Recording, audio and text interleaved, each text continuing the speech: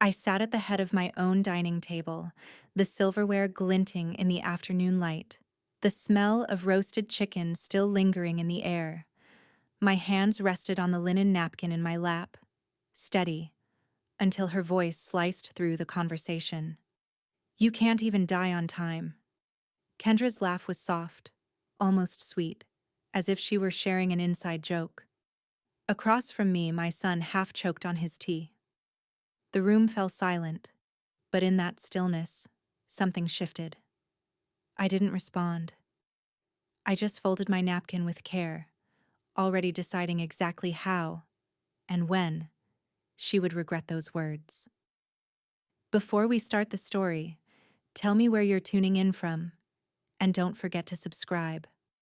The smell of rosemary and roast chicken floated through the dining room, mingling with the faint lemon polish Helen had worked into the mahogany table that morning. The silverware gleamed in the late afternoon sunlight filtering through lace curtains.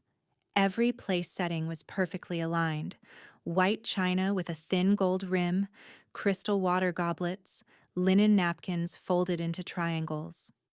Sunday lunch had always been Helen's domain, the one tradition she'd insisted on keeping since Charles died. Even now, at 76, she liked the ritual of it. Setting the table just so, arranging the flowers in the center. Today, white roses and eucalyptus, and serving food on platters instead of plates. She believed presentation mattered, even if the guests didn't deserve it. Travis sat on her right, slouched slightly in his chair, sipping sweet tea. Kendra sat opposite Helen, a silk blouse and diamond studs glinting under the chandelier. Their two children were on either side of them, noses mostly buried in their phones despite Helen's subtle glares. The meal had been moving along in a polite enough way. Weather, school, a brief mention of Helen's garden. When Travis asked casually, "So, Mom, how have you been feeling since last month?" Helen allowed a small smile. "Better. The doctor says it was just a scare. I told him I don't plan on going anywhere soon." She meant it lightly, the kind of joke you make to dissolve tension. Kendra's lips curled into something between a smirk and a sneer. "You can't even die on time," she said, the words dripping with mockery. Travis half laughed, half choked on his tea. The children froze. Even the ticking of the grandfather clock in the hall seemed louder. Helen's spine straightened, but she didn't speak. She reached for her napkin, smoothing it over her lap, eyes lowering just enough to mask the flash in them. She would not give Kendra the satisfaction of a reaction. Instead, she took a small bite of her green beans, chewing slowly, tasting nothing. The conversation limped on in fragmented attempts, Travis asking his son about basketball, Kendra scrolling on her phone between bites. But the air had shifted. The insult hung there, heavier than the smell of gravy, cooling on the table. When the plates were cleared, Helen excused herself without a fuss. She moved into the kitchen, stacking dishes in the sink, the warm water and soap bubbles hiding the tremor in her hands. Through the pass-through window, she could see Kendra laughing at something on her phone, Travis leaning toward her, whispering. They didn't look her way once. By the time they left, Helen's polite smile was back in place. She stood at the front door, thanked them for coming, even kissed the children on the cheek. Kendra didn't offer a goodbye hug, just a perfumed breeze and the click of her heels on the porch steps. The moment the door shut, Helen's face went still. The house was quiet except for the hum of the refrigerator and the muffled distant sound of a church bell from somewhere down the street. She walked to her study, past the portraits of family members who had once been proud to carry the Rowe name. Her desk was immaculate, always was, but the bottom drawer held what she needed. She slid it open, lifted out the thick leather binder that contained every detail of the Rowe estate: property deeds, investment accounts, the irrevocable trust she controlled in full. The paper was cool beneath her fingertips. She sat down, flipped to the section marked Beneficiaries, and ran her finger down the list of names. Her eyes stopped on Kendra Rowe. The insult echoed in her mind, word for word, tone for tone. Helen reached for her pen, drew a slow, deliberate circle around the name, and closed the binder with a soft but decisive thud. The morning air in Savannah hung warm and sweet, magnolia thickening the breeze as I walked up Mags's brick path. Her house had always felt like neutral ground, shaded porch, wicker chairs, and an old brass knocker that sounded like a gavel when you used it. Fitting for a retired judge. She opened the door before I could knock twice. "You look like a woman who brought paperwork," Mags said, eyes flicking to the leather binder tucked under my arm. "I did," I replied, stepping into the cool of her foyer. Lemon oil and old books, the smell of decisions. We settled at her round kitchen table, sunlight pushing through lace curtains in pale squares. I slid the trust across the wood. The pages whispered. The weight spoke. Mags adjusted her glasses, the familiar ritual of someone who still reads as if the law were printed on the backs of her eyelids. "You want her out completely?" she asked, voice low, steady. I folded my hands. "No," I said. "I want her to ask for it." A corner of Mags's mouth lifted. "Ah, justice with a little choreography." We worked in the old rhythm we'd developed over 40 years of friendship. No wasted words, no unnecessary theatrics. I pointed to the beneficiaries section. "I want conditional access. Not a penny moves unless she meets the condition." A personal apology, I didn't flinch. For what she said.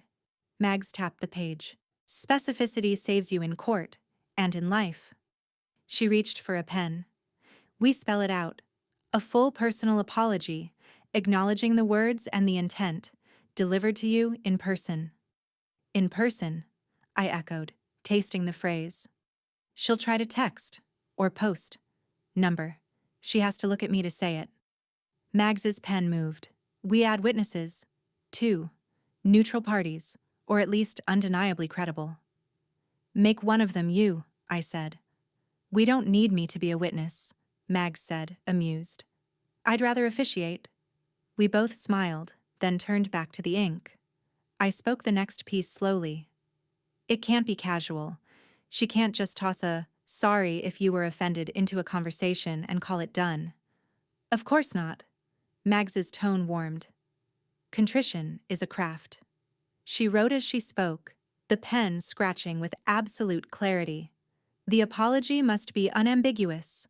Identify the specific comment, and admit wrongdoing without condition or mitigation." "And if she refuses?" I asked, though I already knew my answer. Mags didn't look up. "Then she inherits nothing." The final word landed like a lid snapping shut. We paused for tea. She poured Earl Grey into china cups that had seen more decisions than some courtrooms. The bergamot rose, citrus, and nerve. "She'll think you're bluffing," Mags said, passing me the sugar. "She thinks many things that are wrong," I replied.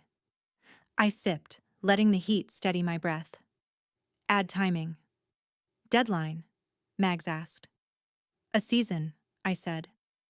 "The length of a southern summer. Let her feel it." Mags nodded approvingly. "Grace with a clock." She wrote, "This condition may be fulfilled at any time at grantor's discretion, but no disbursement shall occur prior to the completion of the condition." "And one more thing." I straightened. "I want a humiliation clause." My voice didn't waver. "Not cruel. True. She made the insult public in front of my family. The apology must exist in the world. Witnessed, recorded, undeniable." Mags's eyes shone, merciless and kind all at once. "You want knees or confession?" I met her gaze. "I want her to mean it. But I won't deny the power of posture." Mags leaned in, pen tip sharp. "Then we say, in-person request before 2 witnesses, with the beneficiary positioned as supplicant at the grantor's request. That gives you the right to choose whether she sits, stands, or kneels." I exhaled. Slow. Clean. Good. The notary arrived at 11, Deborah from the bank, punctual and discreet. She sat at the table with prim efficiency while Mag slid the documents across to me. I read every line, every clause, a small brick laid in a wall no one would move again. I signed. The pen felt heavy, righteous. The notary's stamp landed with a soft thunk, the ink bleeding a perfect seal into the paper fibers. The sound was a verdict. Unbreakable, Mag said, gathering the pages. Filed today, authenticated, and a sealed copy to your safe deposit box. If she doesn't know the terms now, she'll learn them when she's ready to earn them. She'll learn, I said. We packed the binder, the house humming with our quiet satisfaction. On my way out, the heat met me like a hand to the cheek. The magnolia leaves shivered. Somewhere in the distance, a church bell tolled noon. I stopped on the porch. Thank you, I told Mags. You're not punishing her, Mags said. You're teaching her the price of access. I didn't answer. I didn't need to. Back home, I brewed myself another cup of tea and set the newly notarized amendment on my desk, its edges square, its language clean enough to cut.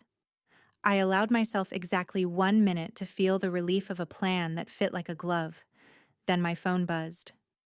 On the screen, a photo of Kendra's manicured hand holding a champagne flute captioned, "Patience, darlings, waiting for my big payout. Row legacy." It's funny how people assume wealth is like a will call ticket. You just show up when the event ends, and it's waiting for you. Kendra certainly did. That was her mistake. I started at my desk before sunrise, the light still soft and blue through the lace curtains. My hands moved slowly, deliberately, as I unlocked the fireproof box where my most important documents lived. The click of the lock sounded different that morning. Final, somehow. The first to go were the bank accounts. The ones with tidy sums, for emergencies. As my late husband liked to say, I moved every dollar into accounts with no joint beneficiaries and no payable on death designations. Each form I signed felt like turning a key in a door Kendra didn't even know existed. By mid-morning, I was sitting across from James Fletcher, my financial advisor. He'd been with me since my hospital administrator days, back when I could smell a budget cut before it happened. His tie was as neat as his files, his voice just as calm. Unbreakable? He repeated, as though confirming a surgical order. Yes, I said, folding my hands. Not just hard to undo. Impossible without me alive and in full command. He gave a slow, approving nod. We'll remove any automatic succession clauses. Revocable trusts can be tempting targets. Yours won't be one. I leaned forward. And the life insurance. Her name comes off. James didn't blink. Who gets it now? Charity, I said simply. Children's cardiac research. They'll do more good with it in a day than she would in a decade. The pen scratched across the form, black ink sealing years of assumption into dust. The next move was the house. My husband had left me a half interest in the family home for sentimental reasons, the other half sitting in a trust. I had it restructured, quietly, so the title now sat squarely in my name. The courthouse clerk slid the stamped paperwork back to me, her fingers brushing mine. All set, Mrs. Rowe, she said, unaware she'd just handed me the deed to my freedom. That evening, I sat in Mags's parlor, a glass of sherry in my hand, the documents in a neat pile between us. She'll think you're just organizing, Mag said, eyes twinkling over the rim of her glass. She won't see the trap until she's already in it.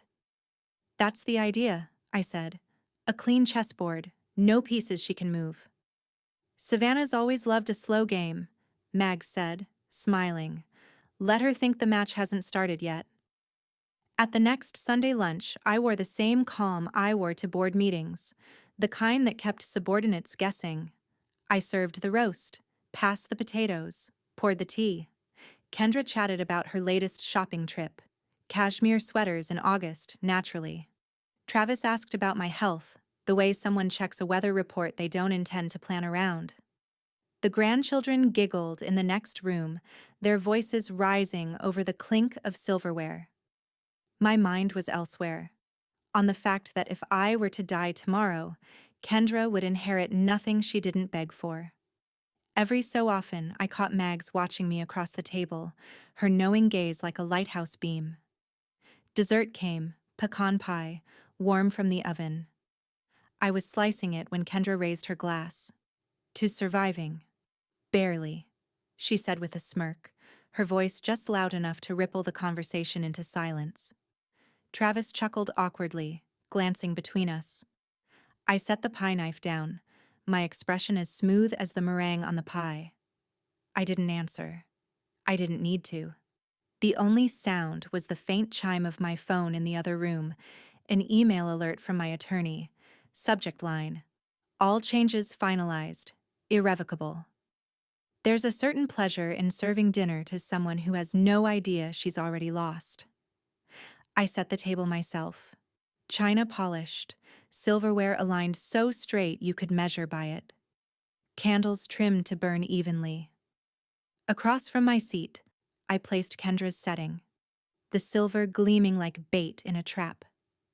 The roast filled the air with rosemary and garlic, a warm, steady scent that wrapped the room in false comfort. When the guests arrived, just family tonight, I greeted them with the ease of a woman in full control. Kendra breezed in last, her heels clicking over the old pine floors, a thin gold chain catching the light at her throat. Dinner began politely enough. The children chattered about school projects. Travis complimented the roast, his fork already working through the potatoes. Then Kendra leaned back, swirling wine in her glass as if she were already hosting a dining room of her own. I've decided to move forward with the kitchen renovation, she announced. Quartz counters, custom cabinetry, all ready to go once the estate comes through. The comment landed with the weight of silverware on porcelain. Travis froze mid-bite. Mags, sitting 2 seats down, paused just long enough for me to catch the flicker in her eyes. I smiled faintly, the kind that said nothing and revealed less. Renovations can be satisfying, I said, my tone as even as the flame on the candle beside me. Kendra smirked, mistaking composure for permission. She kept talking, about a commercial-grade stove, imported tile, a wine fridge with humidity control. Travis tried to join in, his voice thin, as though he were aware of a current in the room he couldn't quite place. It was there, though. I could feel it. Quiet. Electric. Mine.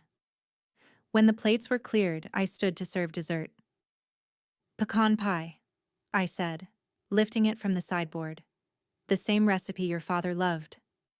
I sliced generous pieces for everyone, sliding Kendra's plate toward her with the grace of a hostess who holds every card. She didn't notice the look Mags gave me, or the way Travis's shoulders tightened.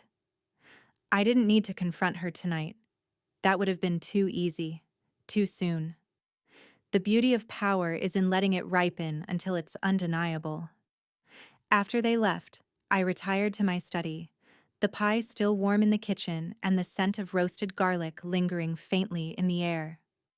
I unlocked the desk drawer where the trust lay in its leather folder, smooth and cool under my fingers. The apology clause was already printed there, neat and legal. But it wasn't enough. Not yet. I took out a fountain pen and wrote an addendum in my own hand, one Mags had suggested over Sherry weeks before. The apology must be delivered on her knees, in my home, before 2 chosen witnesses, in words of her own creation. No scripts, no rehearsals. Humility, raw and unpolished. I slipped the paper into the folder, feeling the weight of it settle into place like the last stone in a wall. The next morning, my lawyer's office hummed with the low thrum of printers and the faint smell of coffee. He reviewed the amendment, eyebrows lifting once, then stamped and sealed it without comment. "Shall I send it directly to the box?" he asked. "Yes," I said, sliding the folder back across his desk. "Let it sleep there until it's needed." By that afternoon, a plain brown envelope, sealed, stamped, and bearing my lawyer's crest, was on its way to my safety deposit box, waiting like a dormant fuse. There's a certain pleasure in serving dinner to someone who has no idea she's already lost. I set the table myself, china polished, silverware aligned so straight you could measure by it, candles trimmed to burn evenly. Across from my seat, I placed Kendra's setting, the silver gleaming like bait in a trap. The roast filled the air with rosemary and garlic, a warm, steady scent that wrapped the room in false comfort. When the guests arrived, just family tonight, I greeted them with the ease of a woman in full control. Kendra breezed in last, her heels clicking over the old pine floors, a thin gold chain catching the light at her throat. Dinner began politely enough. The children chattered about school projects. Travis complimented the roast, his fork already working through the potatoes. Then Kendra leaned back, swirling wine in her glass as if she were already hosting in a dining room of her own. "I've decided to move forward with the kitchen renovation," she announced. "Quartz counters, custom cabinetry, all ready to go once the estate comes through." The comment landed with the weight of silverware on porcelain. Travis froze mid-bite. Mags, sitting 2 seats down, paused just long enough for me to catch the flicker in her eyes. I smiled faintly, the kind that said nothing and revealed less. "Renovations can be satisfying," I said, my tone as even as the flame on the candle beside me. Kendra smirked, mistaking composure for permission. She kept talking, about a commercial-grade stove, imported tile, a wine fridge with humidity control. Travis tried to join in, his voice thin, as though he were aware of a current in the room he couldn't quite place. It was there, though. I could feel it. Quiet. Electric. Mine. When the plates were cleared, I stood to serve dessert. "Pecan pie," I said, lifting it from the sideboard. "The same recipe your father loved." I sliced generous pieces for everyone, sliding Kendra's plate toward her with the grace of a hostess who holds every card. She didn't notice the look Mags gave me, or the way Travis's shoulders tightened. I didn't need to confront her tonight. That would have been too easy, too soon. The beauty of power is in letting it ripen until it's undeniable. After they left, I retired to my study, the pie still warm in the kitchen and the scent of roasted garlic lingering faintly in the air. I unlocked the desk drawer where the trust lay in its leather folder, smooth and cool under my fingers. The apology clause was already printed there, neat and legal. But it wasn't enough. Not yet. I took out a fountain pen and wrote an addendum in my own hand, one Mags had suggested over Sherry weeks before. The apology must be delivered on her knees, in my home, before 2 chosen witnesses, in words of her own creation. No scripts, no rehearsals. Humility, raw and unpolished. I slipped the paper into the folder, feeling the weight of it settle into place like the last stone in a wall. The next morning, my lawyer's office hummed with the low thrum of printers and the faint smell of coffee. He reviewed the amendment, eyebrows lifting once, then stamped and sealed it without comment. "Shall I send it directly to the box?" he asked. "Yes," I said, sliding the folder back across his desk. "Let it sleep there until it's needed." By that afternoon, a plain brown envelope, sealed, stamped, and bearing my lawyer's crest, was on its way to my safety deposit box, waiting like a dormant fuse. Kendra had always lived like her bank account was bottomless. But that spring, the first real crack appeared. She sat in the glass-walled office of a midtown bank, a bright white smile painted on her face as she slid a completed loan application across the desk. The young loan officer tapped at his keyboard, the sound brisk, Clinical. She sipped her iced latte as if this was just a formality. The smile faltered when his fingers slowed. Mrs. Rowe, I'm not seeing documentation to support this guaranteed inheritance you've listed as collateral. It's not collateral, it's fact, she said, voice clipped. He glanced up, polite but unmoved. Without verifiable estate documents or proof of your beneficiary status, I can't proceed. Kendra's knuckles whitened on her straw. It's coming. My mother-in-law's estate. I'm sorry, Mrs. Rowe, he interrupted softly, but we can't approve this application. By the weekend, whispers were moving through her brunch circle.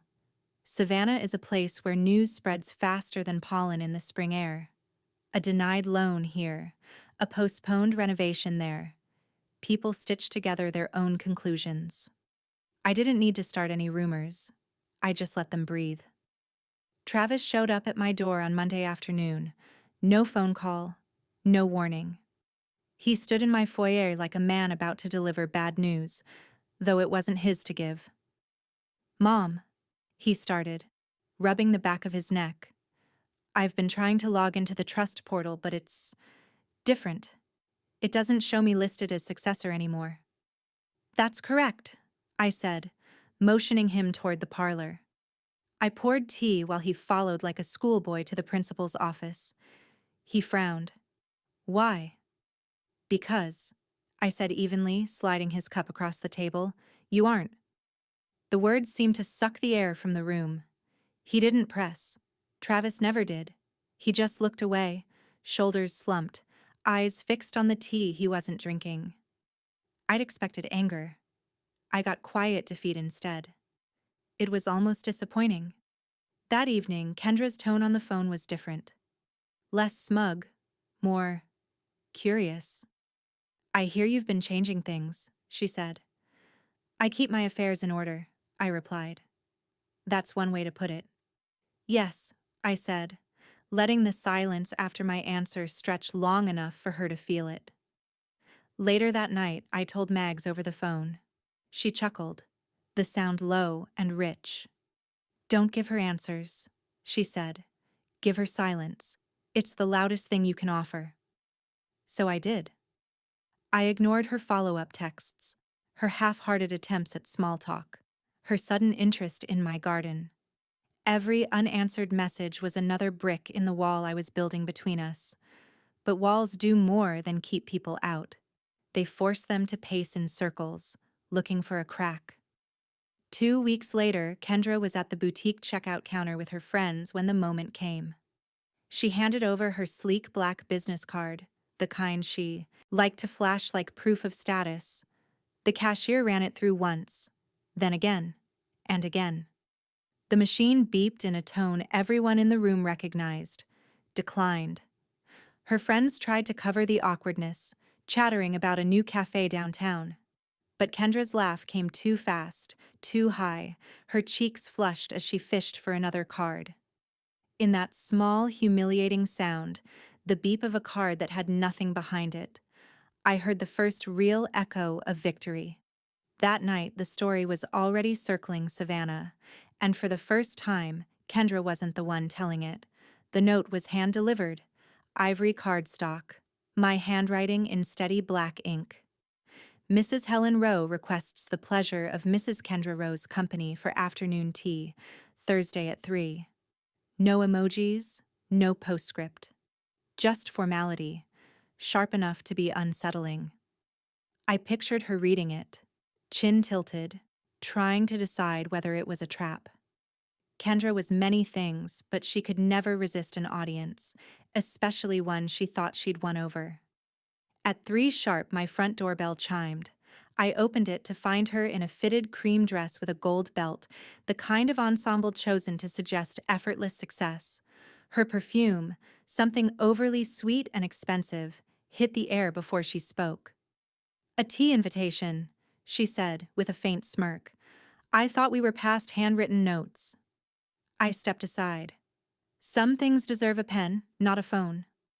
We sat in the sunroom, light spilling across the lace tablecloth, the scent of Earl Grey curling in the air.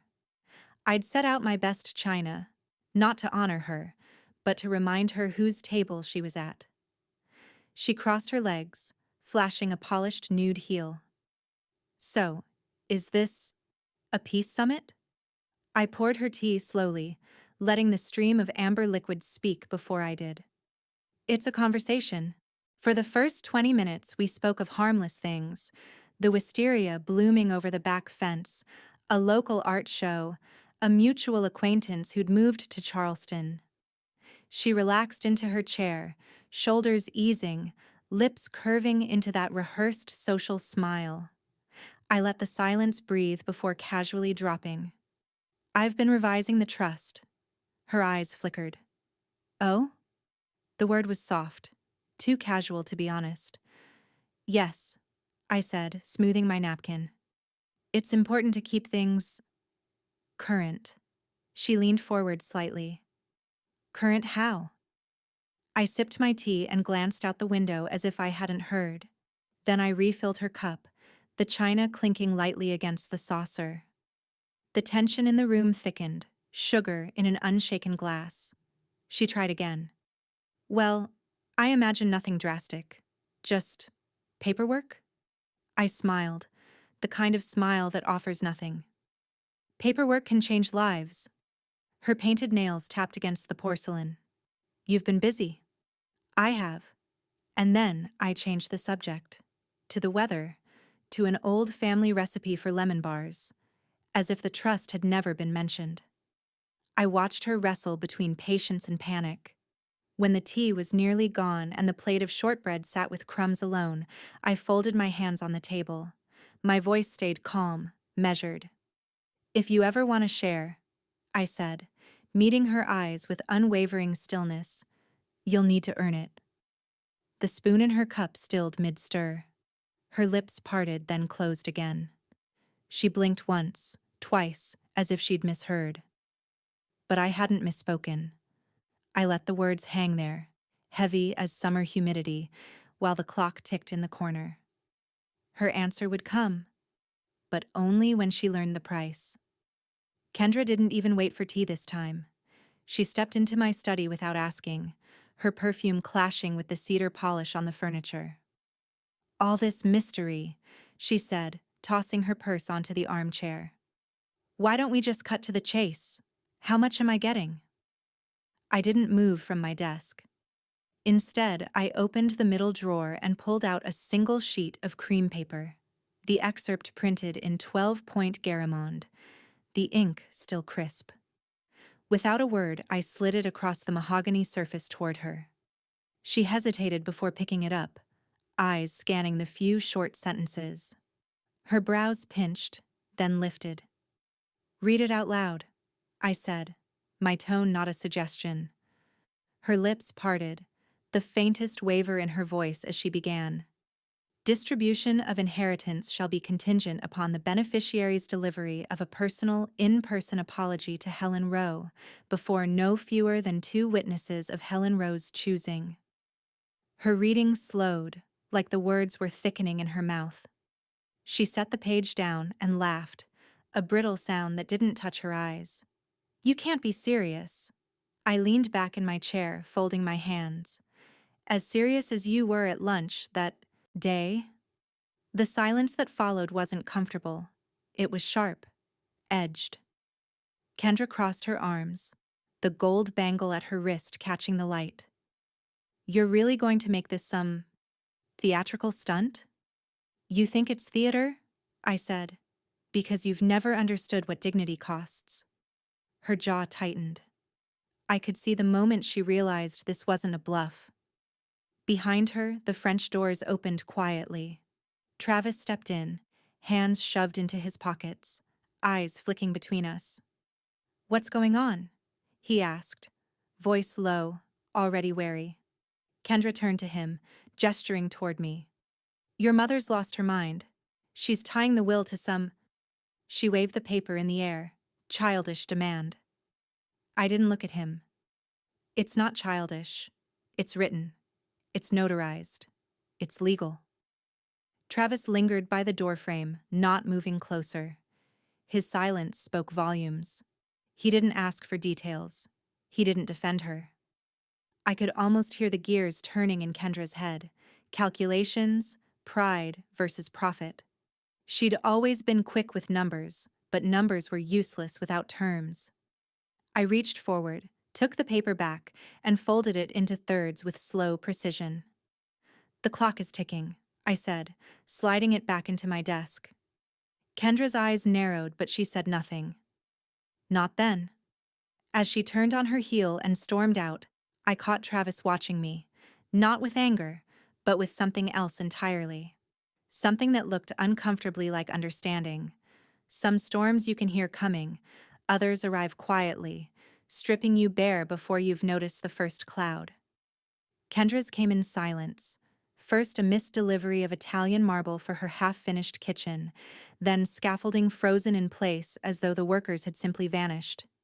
She'd been throwing around phrases like custom backsplash and open concept flow for months. Now her driveway sat empty, no contractor's truck in sight, no hum of saws or clatter of hammers, just the smell of rain on wood that would warp before summer. At first, she tried to style it as slowing things down to make the perfect choices.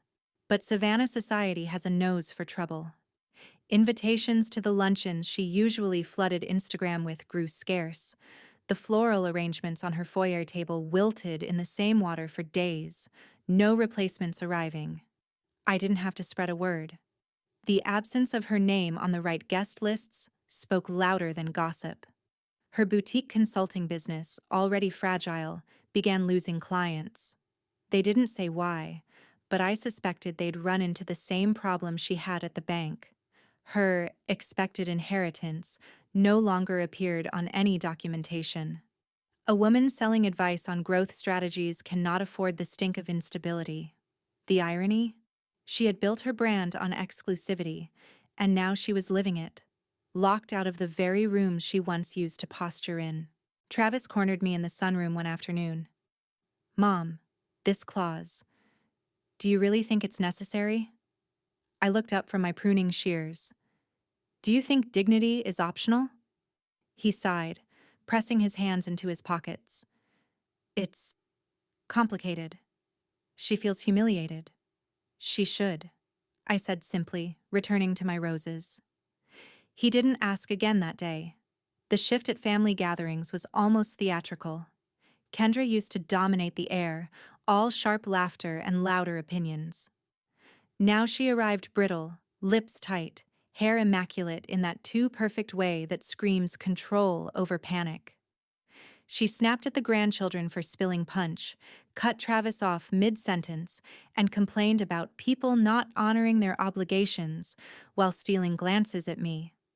I poured myself another cup of tea, serene, even when her voice took on that biting edge she thought could wound me. The less I reacted, the more frayed she became. She didn't see that I didn't need to force her toward my terms. The world was already ushering her there, step by step, like an usher walking her down an aisle she didn't want to reach. I tended my garden. I read in the afternoons. I answered her pointed remarks with silence so polished it reflected her own desperation back at her. It was a little past 11 p.m. when the phone rang. I glanced at the caller ID and saw her name, bright against the dark screen.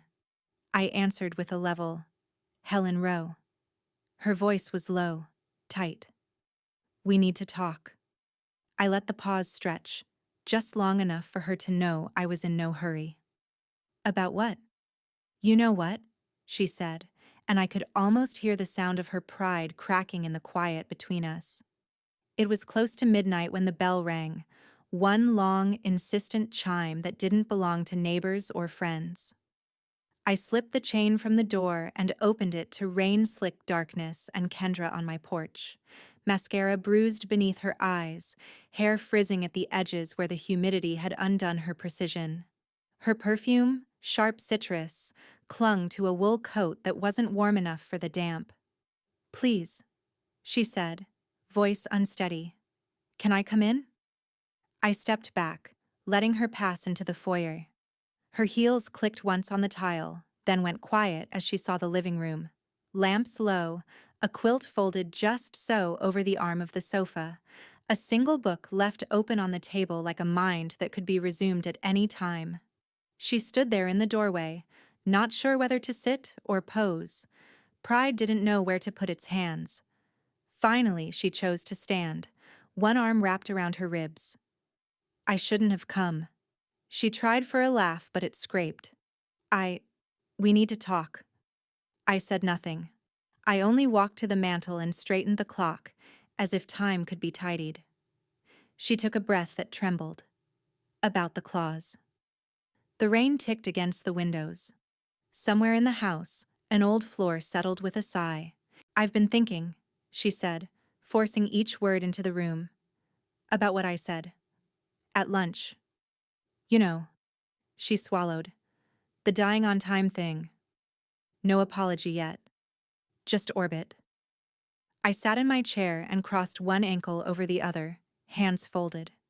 When she glanced at me, I lifted an eyebrow. The smallest invitation. The only one she would get.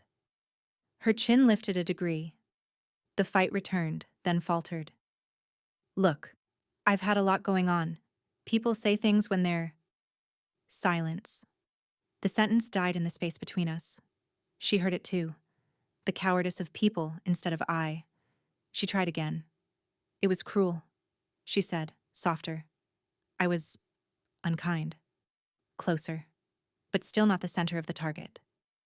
Say it, I murmured. So quiet the word barely reached the edge of the rug. Her eyes flashed. Pride, wounded, cornered, bared its teeth. Do you want me to perform for you, Helen? Is that the point? I did not move. The lamp cast a warm oval on the carpet, and for a strange, suspended moment, the room felt like a courtroom without a bench. Truth had to find its feet here. Her hand went to her throat. The necklace clasped there slipped under her fingers like a talisman that wouldn't bless.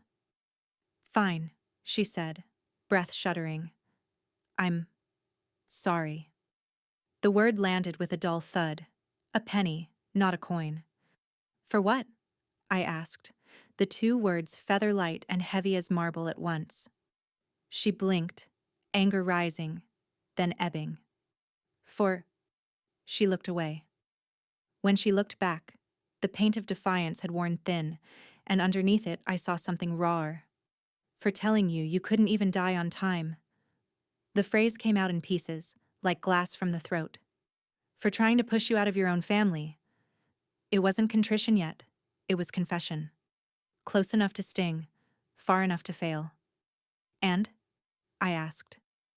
She stared. A beat. Another. Then she flinched, almost imperceptibly, at the memory of the claws.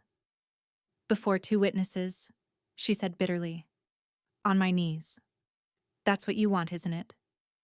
What I want, I said, is what I wrote. She stood very still. I wondered if she could hear the rainwater running along the old copper gutters, the steady, patient music of things built to last.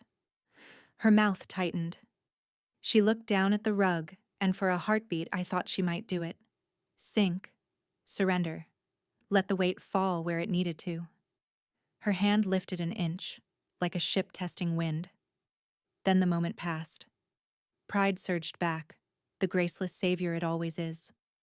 No, she whispered, and the word was more child than woman. I can't. I inclined my head. Then you won't.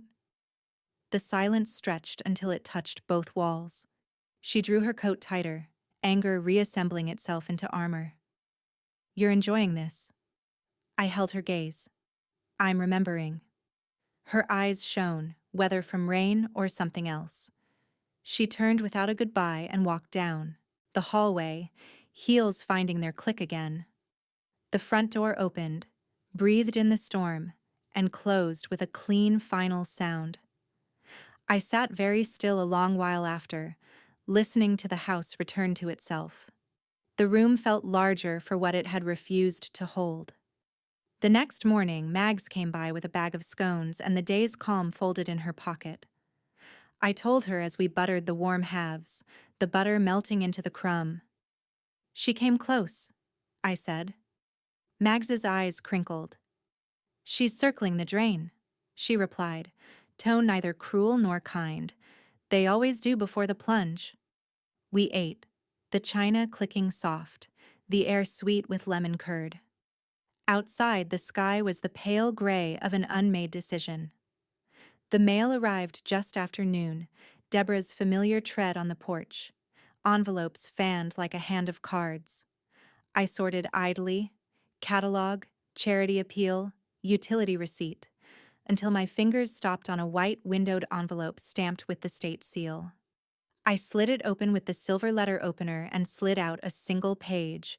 Notice of legal review, Rowe and Company, Lifestyle Consulting, LLC. The words were neat, official, merciless. Kendra's business was under investigation. The storm had found her. And this time, there would be witnesses. It was early afternoon when the phone rang. Once, twice, 3 times, before I finally lifted the receiver. I already knew who it was. Helen. Kendra's voice rasped. Not the bright, lacquered tone she used in public. This was the sound of varnish stripped by weather. Please. Just 5 minutes. I let the pause stretch long enough for her to feel it. One chance, I said at last. Here, tomorrow, 3 o'clock. She exhaled like she'd been holding the air for weeks. I'll be there. By morning, I'd staged the room like a deposition. 2 wingback chairs angled toward each other in the living room, the afternoon light falling just so through the lace curtains. A low table between them held water glasses, untouched. To the side, in plain sight, sat Mags and my attorney, James Leland, both silent, both impartial. Witnesses who needed no instruction. When the doorbell chimed, I didn't rush. I opened it to find Kendra framed in the doorway, clutching a leather-bound notebook to her chest like it could hold her dignity together. Her makeup was careful but heavy, the kind of armor that looks more like camouflage when you're losing. She stepped in, eyes flicking to the witnesses. Her jaw twitched. I didn't know there'd be an audience. It's in the clause, I said evenly. You've read it. She sat, knees pressed tight, the notebook balanced atop them. Her hands trembled as she opened it. I wrote something, so I wouldn't, mess it up. Her voice was brittle, but the words, when they came, were rehearsed, polished, designed to meet the minimum requirements. I want to apologize for the remark I made at lunch. It was thoughtless. I should have... Stop. The single word sliced through her recital. Her head snapped up. This isn't a shareholder meeting, Kendra, I said. It's an apology. I leaned forward slightly. On your knees. For a moment, she didn't move. The silence in the room thickened. I could hear the faint hum of the refrigerator in the kitchen, the shift of James crossing one leg over the other. Her mouth opened, closed. Helen, it's what I wrote, I interrupted. If you want what you came for, you'll follow the terms. Or you can leave. Your choice. Mags's gaze was steady, not unkind, but utterly without pity. James's pen clicked once, then stilled. Kendra's eyes darted toward the door, then back to me. Her knuckles whitened around the notebook. I can't believe You believed I'd die on your schedule, I said, voice low. Believe this instead. The seconds ticked by, each one pressing on her like a stone. Finally, she set the notebook aside. The motion was slow, deliberate, defiance draining into necessity. Her hands went to the arms of the chair and she pushed herself up. Her knees bent, skirt tightening across her legs as she lowered herself to the rug. The sound of fabric brushing against the wool was quiet, but it landed in the room like a verdict. She didn't look at me right away. When she finally did, her eyes were glassy, her breath uneven. Go on, I said. She hesitated, pride making one last futile stand, then let it fall. Kneeling there, under the watch of 2 silent witnesses, She was smaller than I had ever seen her, and for the first time since this began, she was exactly where I wanted her. Kendra stayed on her knees, the rug pressing a lattice into her skin, hands curled loosely at her sides like she couldn't decide whether to fold them or hold on to something. Outside, a wind slipped through the magnolia leaves. Inside, the house listened.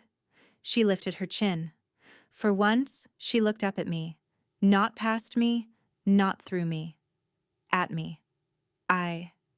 Her voice broke on the first word. She swallowed. Tried again. I'm sorry, Helen. I didn't move. The lamps threw a warm gold over the room, soft on the books, hard on the silver frame of a photo of Charles smiling from a summer we still shared. Mag sat with her ankles crossed, spine straight as a judge even now. James's pen rested on his notepad, horizontal, waiting. For what? I asked, the words barely louder than breath. For. Kendra's eyes flicked shut as if the darkness would help. When they opened, the gloss had thinned. For telling you you couldn't die on time. The sentence left her in pieces, each shard acknowledging itself. For saying it where your grandchildren could hear. For making your son laugh at something that should have made him leave the table. The air in the room shifted, a small current finding its path. She steadied herself, palms flattening on her thighs. I thought humiliating you would move things along. I wanted you out of the family gatherings, out of the way, out of the will. Her laugh was a cracked thing. I told myself it was honesty. It was cruelty. I chose it. A tear slid, then another, leaving clear lines through carefully laid foundation. She didn't wipe them away. Some instinct told her not to edit anything. Mags's face didn't soften. It cleaved to neutrality, which was more merciful than pity. Kendra drew a breath that trembled through her shoulders. You are the person who made this family possible, and I treated you like an obstacle. The word caught. She pushed it out anyway. I tried to push you out of your own house with a sentence I thought I'd never have to answer for. Her gaze held mine. I am answering now. The clock on the mantel marked 3 quiet seconds. In the kitchen, a pipe hummed and fell silent. I could smell Earl Grey from the tray we hadn't touched, bergamot and something like an old afternoon, cut with the sharper note of Kendra's perfume, citrus over stone. I cannot promise I'm not proud, she said, voice low, but I can admit that pride is why I'm here, on my knees. Pride got me here. I am asking to be let out of it. Her shoulders lowered as if a weight had slipped an inch. I am sorry, Helen. I am sorry I tried to push you out of your family. I am sorry I made a joke of your life. The last line came out clean, uncluttered by excuses. You deserved respect. I gave you contempt. She went quiet. The room did not rush in to fill it. James turned one page, pen still. Mags's gaze moved from Kendra's face to mine and stopped there, as if to say, your court, your call. I didn't speak. That, too, was part of the cost. Contrition needs somewhere to land. It also needs somewhere to wait.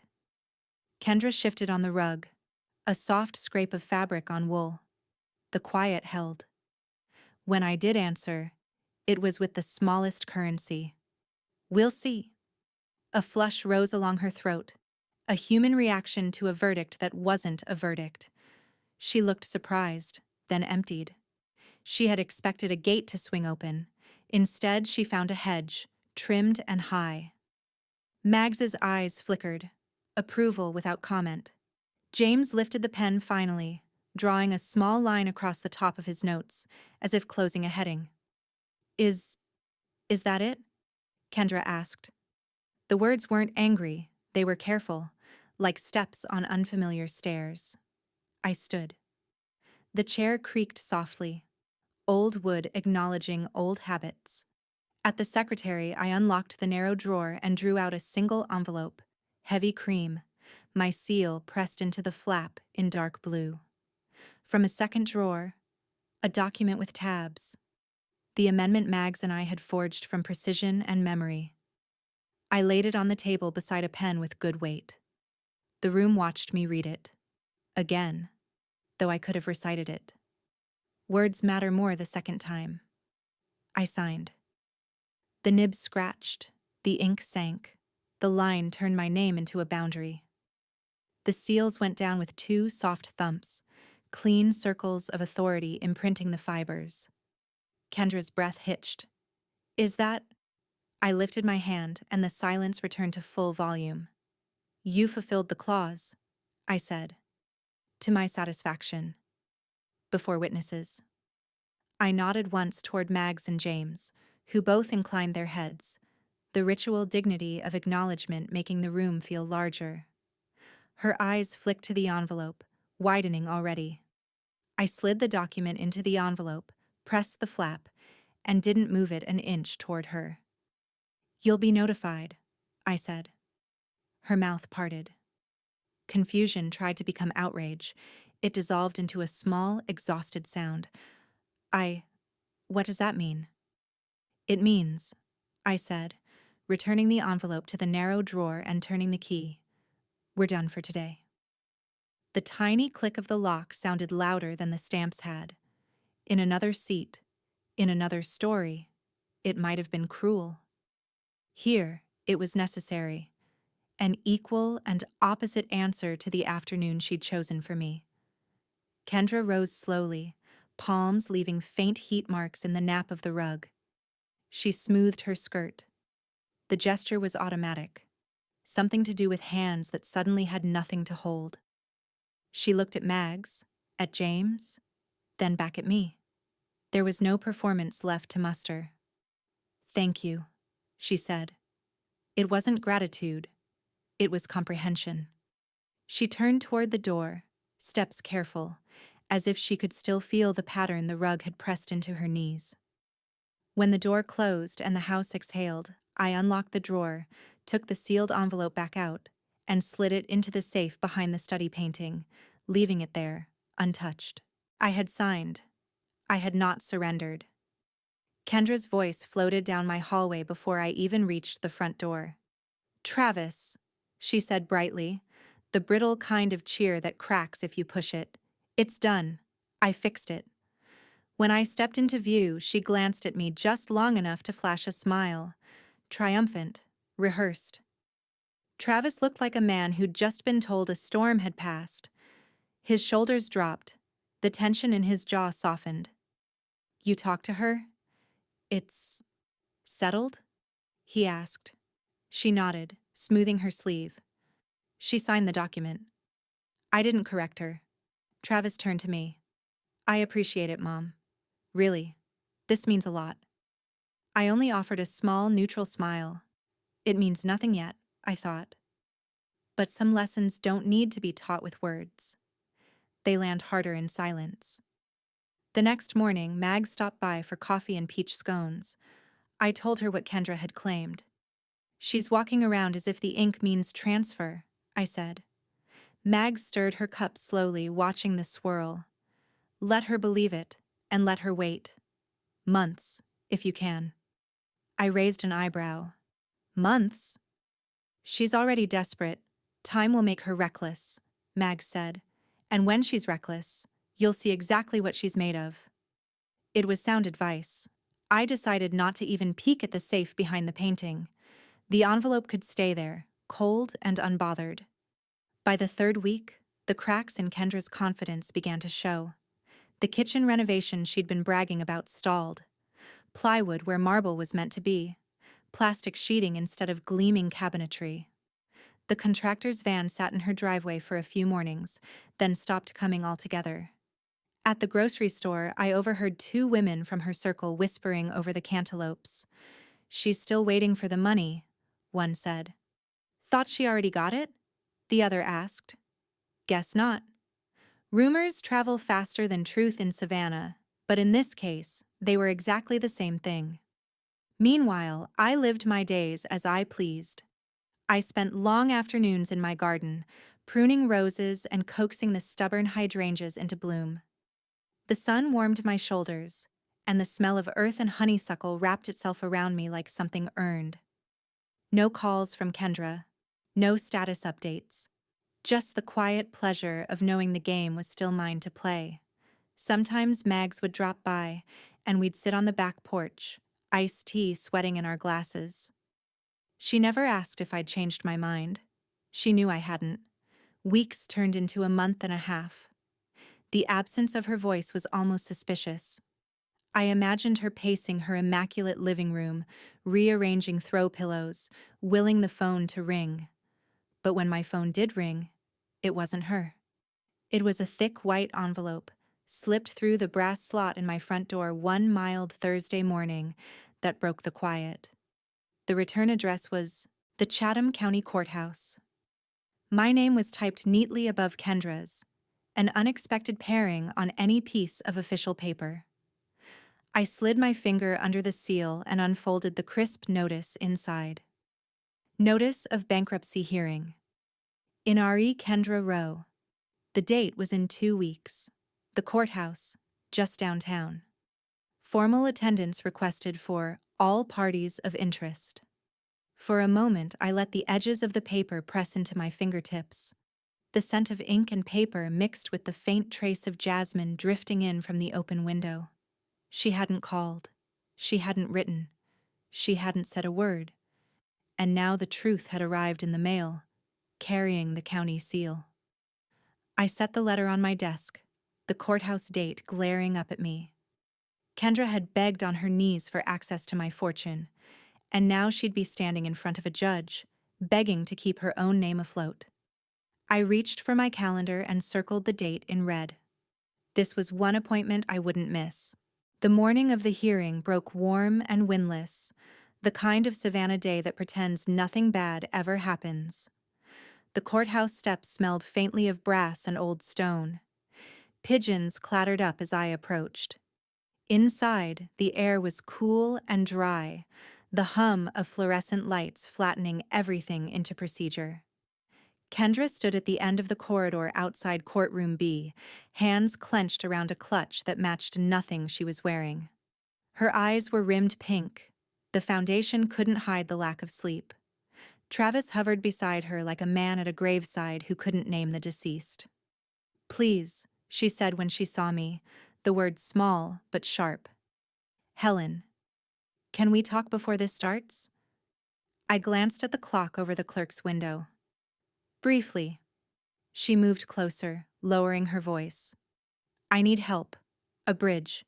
Anything to get me through the reorg." The word reorganization scraped like a euphemism. "I'll do it your way. I'll apologize again. Publicly. Whatever you want." "You already did it my way," I said evenly. "Before witnesses. You completed the clause." "Then," hope flickered, desperate and graceless, "then you can release." "I don't have to," I said, soft enough to be kind, firm enough to be permanent. The clause made disbursement possible, not mandatory. Her breath snagged. You're not going to help me." "I'm not," I said. Travis closed his eyes. He didn't argue with me. He didn't defend her. He just stood there, the hall's cold light turning him into a man-shaped question he couldn't answer. A bailiff opened the courtroom door. "Row matter," he called. We went in. Bankruptcy isn't dramatic. It's arithmetic with a judge. Numbers were read. Accounts named. A creditor stood and cleared his throat. Kendra's attorney said words like payment plan and good faith and temporary shortfall. Mag sat 2 rows back, hands folded, gaze steady. I didn't speak. I didn't need to. The story told itself. Debts like stacked plates, income like a dessert fork. When it ended, we spilled back into the corridor, everyone softer, as if the fluorescent lights had drawn a little blood from each of us. Kendra leaned against the wall, gathering herself from pieces.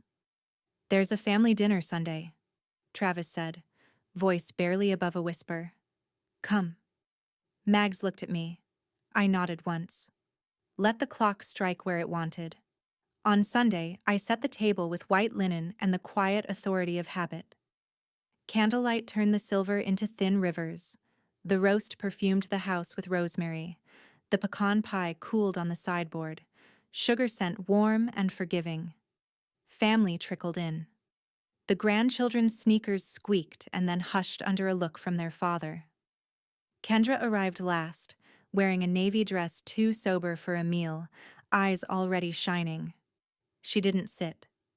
She stood at the head of the table opposite me, fingers digging crescents into the back of her chair. "I have something to say," she announced, voice wavering. The room stilled. Even the clock's tick seemed to step back. She took a breath that shook. "I insulted Helen, my mother-in-law, at this table." Her gaze swept the faces. Travis, the children, Mags at the far end a few seats down. "I said something cruel. I said she couldn't even die on time. I wanted her out. Of the house. Of the will. Of the way. That was my intent." The words fell like plates laid one by one. Clean. Undeniable. "I'm sorry," she said, and this time the word had shape. "I am sorry I tried to push you out of your own family. I am sorry I turned your life into a countdown for my convenience. I am sorry for teaching your grandchildren to laugh at the wrong thing." A tear slipped, then another. She didn't reach for a napkin. Silence received her. I let it sit. Then I rose. If there was an audience, it was chosen. "You have apologized," I said. "Properly, publicly, before witnesses." Mags inclined her head, judicial and human at once. Across from her, James, invited tonight not as counselor but as witness, gave a small professional nod. Airtight. Kendra's shoulders dropped a fraction. The smallest smile moved across her face, as if a door had cracked and she could feel the draft of relief. "No," I said gently, and watched hope vanish cleanly. Her lips parted. "But the clause made you eligible," I said. "It did not obligate me." I glanced at Mags. She met my eyes and did not look away. "The decision remains mine." Travis stared at his plate. He did not move to touch her hand. His silence was a signature all its own. Kendra's mouth worked, but no sound came. She looked around the table as if she might find purchase on someone else's face. She found none. Even the children knew theater from truth now. We ate. The roast was perfect. Conversation resumed in small, careful threads, then strengthened. Kendra sat at last, then didn't touch her food. When the pie came, I served her a slice the way a nurse hands over pills. Calmly, without malice, without argument. After dinner, when the clatter of plates and the rise-fall of voices in the kitchen had swallowed the worst of the air, I stepped into my study. The room smelled faintly of lemon oil and paper. I opened the safe behind the painting. The heavy envelope sat where I'd left it, embossed seal unbroken. I set it on the desk, then placed beside it a new document James had couriered after the hearing. Amendment, beneficiary removal, K. Rowe. The language was exact. The grounds were clean. Attempted dispossession. Pattern of coercive conduct. Breach of family dignity clause. I read every line. Then I signed. The pen moved with the right kind of weight. James, already seated in the corner, rose and affixed the notary seal with a soft, irrevocable thump. Mags, at my shoulder, gave the witness line her name in even script. I slid the original apology envelope back into the safe. Unopened, still. I slid the removal into a bright red file marked Executed. I closed the safe and spun the dial. The metal clicked home with a sound that felt like a door finishing its sentence. 15 minutes later, James walked down my front steps with a messenger pouch over his shoulder. Trusty copy. Overnight stamped across it. By morning, Kendra Rowe's name would be erased from the trust. Not paused, not pending. Gone. The house exhaled after the papers went out. walls loosening, floors giving off the faint resin scent of old pine in sunlight. Morning threaded itself through lace curtains and landed in patient rectangles on the rug. The living room felt an inch wider, then two. Space has a moral to it when you defend it long enough. I started noticing small silences, the kettle's sigh as it finished its boil, the hush after a book closed, the way the grandfather clock cleared its throat before striking the hour. Without calculation echoing from the next room, the quiet wasn't empty. It was faithful. Mags came over 2 days later with a tin of lemon cookies and the kind of smile only a retired judge can manage. Victory without gloat. We sat where the whole thing had started. My living room, lamp pools like islands of amber. To the long game, she said, raising her teacup. To the rules, I answered, clinking porcelain. We laughed, not cruelly, but honestly. She told me a story from her bench days about a man who thought deadlines were decorative. We both shook our heads at the memory in different yesterdays. I realized my shoulders had dropped, the muscles between my shoulder blades no longer braced for someone else's performance. Travis texted the next morning, dropping off the spare. No greeting, no sign-off, just fact.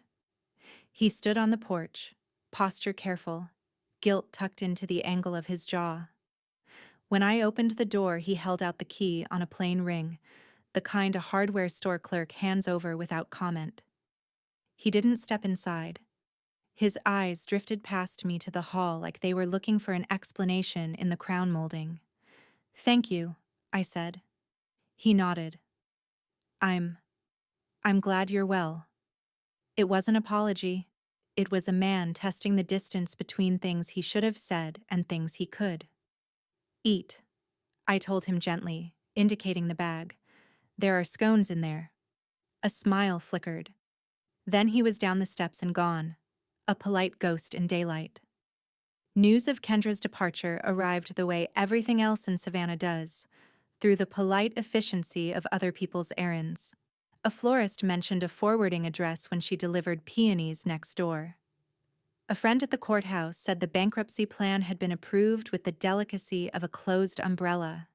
Someone else swore they'd seen Kendra at the airport with 2 suitcases and a brittle smile, bound west where reputations reset themselves and manners are optional.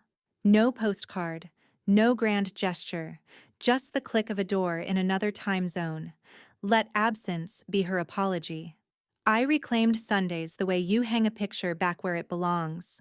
The table set for the people who warmed the room, not the ones who froze it.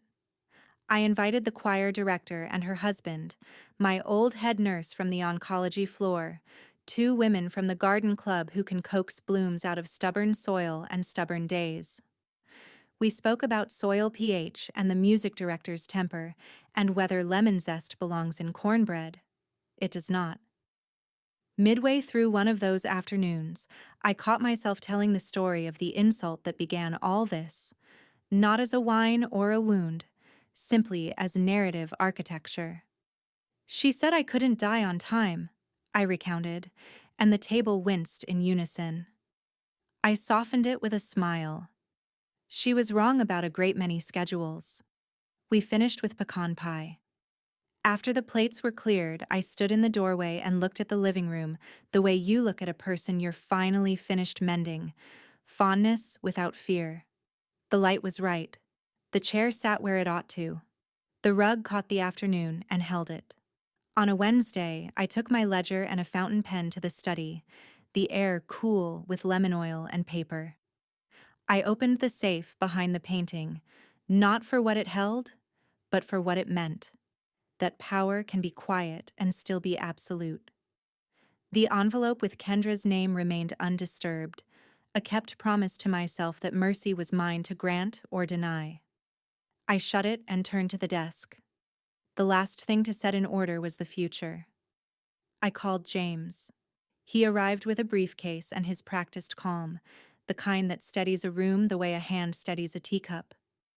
"I'm ready to update the will," I told him. "To whom?" he asked, pen poised. Charity, I said. All of it. Memorial scholarships for nurses in end-of-life care, a fund for women over 60 who need legal representation, the church's food pantry, the rest to the hospital foundation, cardiology. He didn't blink. We'll structure it tax clean. Name the beneficiaries precisely. We worked through the afternoon, language tightening until it sang. Mags stopped by and read every line aloud as if the law were a hymn. When we finished, James placed the signature page before me, his finger marking the line. I signed. The nib was smooth. The ink dried dark and decisive. James lifted the folder, set it square, and slid across one last envelope for me to seal. On the flap, in blue, the words, Last Will and Testament, Helen Rowe, amended. I pressed my seal into the wax, felt it cool, and knew the final door was ready to close.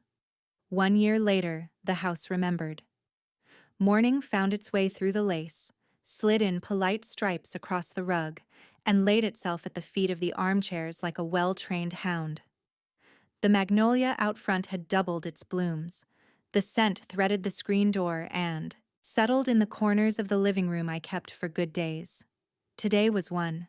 Friends arrived in twos, then threes, voices rustling like taffeta. The choir director hugged me with both arms and set a lemon pound cake on the sideboard. My former head nurse from oncology brought a casserole and the sturdy, practical affection only nurses can give. From the garden club came a mason jar of cut hydrangeas, blue so deep it tasted like rain. Mags, punctual as a bell, walked in last with a bottle of sherry and a glance that said she'd been ready for this year long before I believed it. "Birthday girl," she said, pressing a cool cheek to mine. "The room still knows who owns it." "The room is well trained," I said, and meant it. We set the table simply. White linen, the good silver, crystal that caught the afternoon and fractured it into small, obedient stars. When the glasses touched, they made that soft, costly sound, a restrained joy. No speeches, no forced toasts. Just the kind of quiet that arrives when the right people are in the room. Someone asked after the scholarship fund. I told them the first class of nurses had already started. One of them sent me a picture, flushed and triumphant in fresh white shoes on a linoleum floor that looked like every hospital I'd ever walked. The legal aid program for women over 60 had taken its first case and won. The pantry had replaced a broken freezer. The hospital foundation named a reading nook in cardiology after Charles, and when I said that out loud, the air tasted like oranges for a moment. Bright, tart, living. We ate in a music of small sounds, silver against porcelain, napkins unfolding, laughter that stayed inside the room. The cake cut clean, lemon waking the tongue. I watched the way light slid off the crystal and felt a tight place in my chest go loose. Later, when plates were pushed back and the grandchildren of other people were somewhere else entirely, the living room held us like a boat. The clock thought about striking the hour, then did. Mags leaned back, ankles crossed, her eyes going wandering for the first time in weeks. "Do you remember?" she said idly. "How small this room felt the night after the insult?" I did. The way the words had made the air narrow, the way even the lamplight seemed to flinch. I remembered the napkin smoothing under my palm, the slow burn between my shoulder blades, the quiet decision that followed like a tide. "I remember," I said. "I remember thinking space could be earned back." Mags tipped her glass, examining the line it left. "You didn't just win," she said, voice soft enough to pass between us and no further. "You made her bow." I thought of knees against the rug, of pride learning its own name, of the envelope still sleeping in the safe, sealed not because I wavered, but because I could. Of Sundays reclaimed, set with people who brought warm dishes and warmer eyes. Of a will written like a map for after. I'm gone. No guessing, no grabbing hands, just clean instructions and a door locked behind them. In the kitchen, someone laughed. In the yard, a bird knocked twice at the feeder and ate like it had time. I looked around at the room, the good trim, the places where grief had once pulled things out of square and time had set them right again. The insult that started it all lived here only as architecture now, a beam hidden behind the wall, necessary, invisible. Travis sent a simple text at noon. "Happy birthday, Mom." It arrived like weather, acknowledged, not relied upon. I typed thank you and set the phone face down. The day didn't bend around it. Before the sun tilted too far, I took a small walk along the hallway, fingers trailing the beadboard, the familiar chips in paint that looked like commas in a long sentence. In my study, the safe sat quiet behind the painting, a kept promise behind a kept promise. I didn't open it. I didn't need to. Some victories are best stored dry and dark, not to gloat over, but to remember the contour of the path you took. Back in the living room, we poured a last round. Crystal chimed. The light gathered itself for evening, pulling gold up the walls like a tide. I let it warm my hands. 77, Mags announced, raising her glass in a miniature toast that never pretended to be more than a punctuation mark. A handsome number. It is, I agreed. The room agreed too. I looked at the table, my table, and the faces, my chosen, and felt the clean private satisfaction of a thing set back where it belongs. Not revenge, not anymore. Ownership, of rooms, of terms, of time. I smiled. And I never even said she could stand.